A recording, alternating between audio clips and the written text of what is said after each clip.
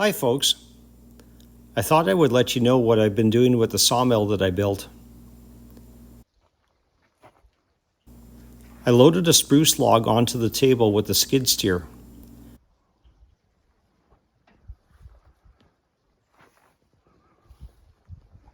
The tree had many large branches. This log would be most suited to make live edge slabs. The log has a significant taper. It measures about 25 inches on the big end. On the narrow end, it measures about 17 inches. With an 8-inch difference, the narrow end needs to be lifted approximately 4 inches. I used a car jack and welded a socket onto the shaft so I could lift the log using an impact driver. I made a spike on the lathe and welded it onto the jack. On the first cut, I usually just take off a thin slice to see the condition of the log. This log is very dry. It's not easy to mill compared to a green log.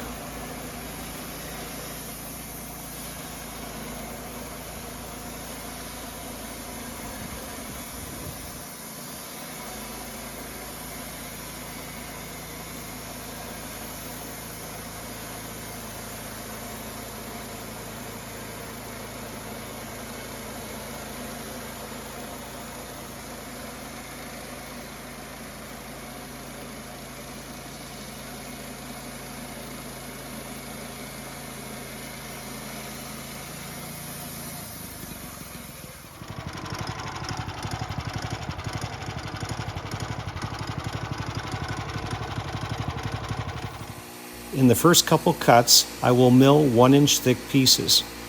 They are suitable for making decorative signs or small woodworking projects.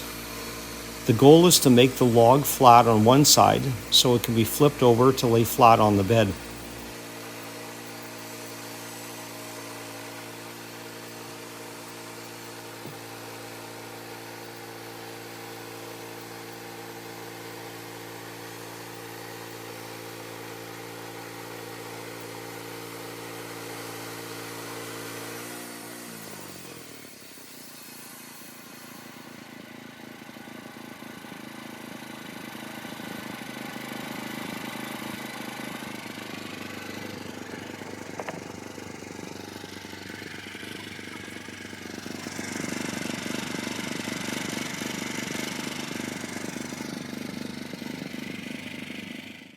I use the skid steer to rotate the log and lay it onto the bed.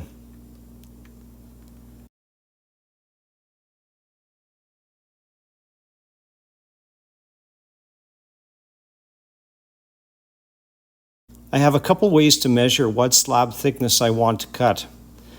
This mill uses twin Acme screws that have a thread pitch of 5 threads per inch. I use a magnet to mark the current height and then count the number of turns. 5 turns equals exactly 1 inch. The other way to get slab thickness is to use a series of marks I have on the frame. I'm trying to make 2-inch thick slabs, so I will use a multiple of 2 starting from the bottom.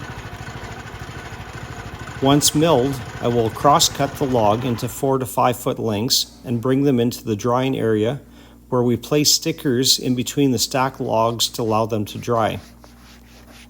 It's so rewarding to operate the mill, going from trees to a finished product. Thanks for watching. If you like the content, please subscribe.